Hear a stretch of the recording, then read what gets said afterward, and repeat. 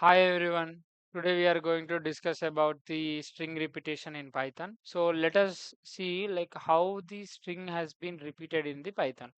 So here I'm giving the name is equal to Shravan. So let my name will be a string. That name will be known as Shravan. So the normally string will be included with the inverted commas. So I'm giving inverted commas for name Shravan. And coming to the next, so now name is a variable where it stores the value called string. So that string is called Shravan. So now, so we are going to repeat the string Shravan. So how we are going to repeat this string? So now when we print the values, so let the value will be name. How it could be repeated? So there will be a product.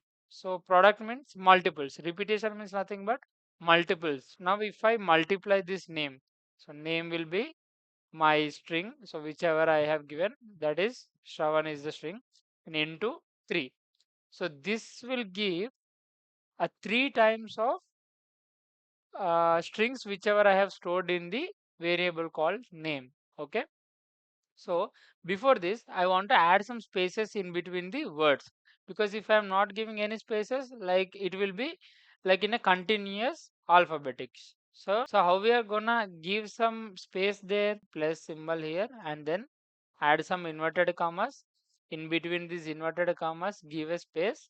By that, it will be like one separate string. So now let us consider this as separate entity.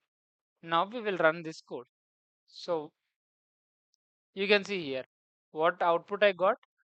There are 3 strings which are available in the variable called name. So what are the 3 strings name? Shravan, Shravan, Shravan. So I have given some spaces here. So this how this space I have got this space using this empty space which I have added with the variable called name.